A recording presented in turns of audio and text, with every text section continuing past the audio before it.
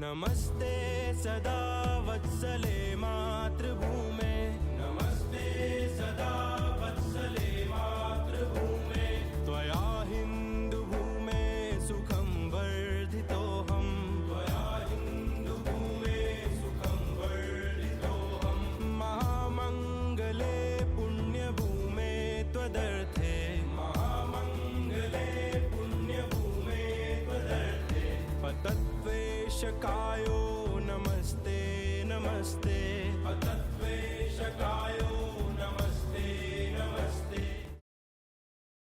शरद अग्रवाल, राष्ट्र सेवा में एक समर्पित जीवन। बोरीवली स्थित श्री रामलाल और सुश्री रामवती देवी की गोद में 12 अक्टूबर 1958 में शरद जी का जन्म हुआ। उनके पिता उन कर्तव्यनिष्ठ स्वाधीनता सेनानियों में से एक थे जिन्होंने इस कार्य के लिए दी जाने वाली पेंशन का स्वीकार नहीं किया था। देश सेवा अग्रवाल परिवार के प्रत्येक सदस्य के रग रग में बसी थी। इन्हीं संस्कारों में शरद जी का बचपन गुजरा। उच्च शिक्षा के लिए उन्होंने बीए स्नातक की पढ़ाई मुंबई के मिठीबाई महाविद्यालय से की। अपने महाविद्यालयीन जीवन में लगातार 3 साल वे महाविद्यालय के जनरल सेक्रेटरी चुने गए थे। शरद को कविता, साहित्य रचना, पत्रकारिता के साथ समाज सेवा से अधिक लगाव था। महाविद्यालयीन जीवन में ही वे अपने परम मित्र सुनील कपूर जी की प्रेरणा से राष्ट्रीय स्वयंसेवक संघ की ओर आकर्षित हुए और अन्य महाविद्यालयीन प्रिय मित्र शिवा कामत, प्रकाश चौहान, अशोक त्रिवेदी जैसों के साथ संघ के कई सारे कार्यों में जुड़ गए। विख्यात चित्रकार वासुदेव कामत जी के साथ उनकी मित्रता संघ कार्य में समर्पित जीवन का परम उदाहरण थी। भारत के इतिहास का मुगल और ब्रिटिश काल में हुआ लेखन और कम्युनिस्ट इतिहासकारों द्वारा किया गया लेखन एक विडंबना थी।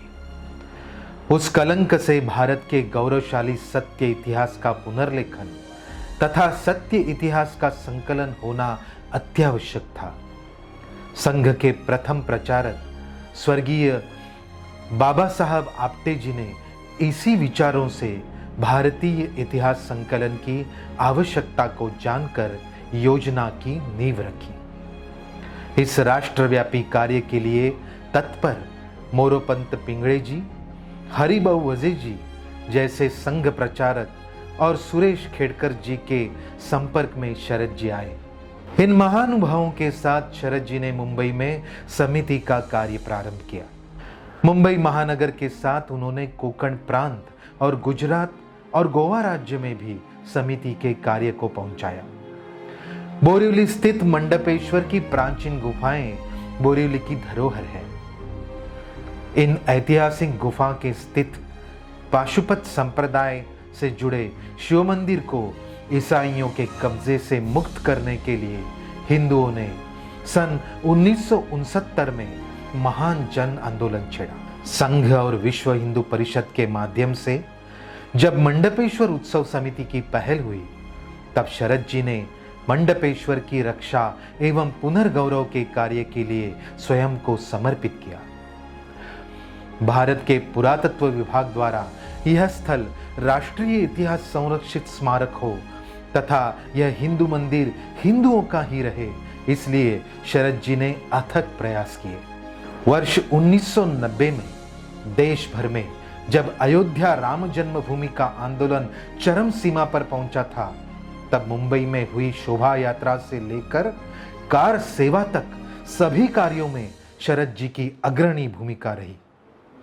उसी साल मई माह में सुश्री रजनी जी से उनकी शादी हुई और मात्र 6 माह की गर्भवती पत्नी के रहते हुए वे स्वयं अक्टूबर माह में अयोध्या के लिए निकल पड़े। अपना घर, नई दुल्हन, गृहस्थाश्रम के दायित्व को पीछे छोड़कर कार सेवा में शामिल हुए शरद जी स्वयं उस महान ऐतिहासिक घटना के भी साक्षी बने। भारतीय इतिहास संकलन समिति के कार्य व्यापक स्तर पर हो, इसलिए शरद जी निरंतर प्रयासरत रहते थे। अनेक इतिहासकार एवं विद्वत जनों को इस कार्य से जोड़ना यह उनकी मंशा थी। इसी के फलस्वरूप डॉक्टर अरविंद जामखेडकर जी, डॉक्टर गौरीताई माहुलीकर, डॉक्टर शरद हेबाळकर जी, डॉक्टर अरुण चंद्र पाठक, डॉक्टर प्राची मोगे, डॉक्टर सूरज पंडित, शिवशाही विजय चेंबूरकर, श्रीराम साठे जी, डॉक्टर चिंतामण जी परचुरे, डॉक्टर वसुधा जी कामत, डॉक्टर इंदुताई काटदरे जैसे अनेक मान्यवर इतिहासकार संकलन समिति के विद्वत परिषद से कार्य के ओर जुड़ गए।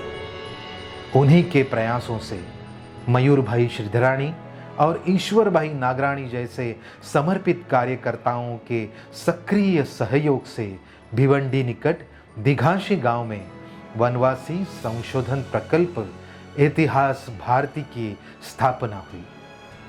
इंद्रजीत अग्रवाल जैसों ने भी समिति को हर तरह की सहायता प्रदान की। पश्चिम क्षेत्र के सचिव की जिम्मेदारी का उन्होंने सफलतापूर्वक निर्वहन किया।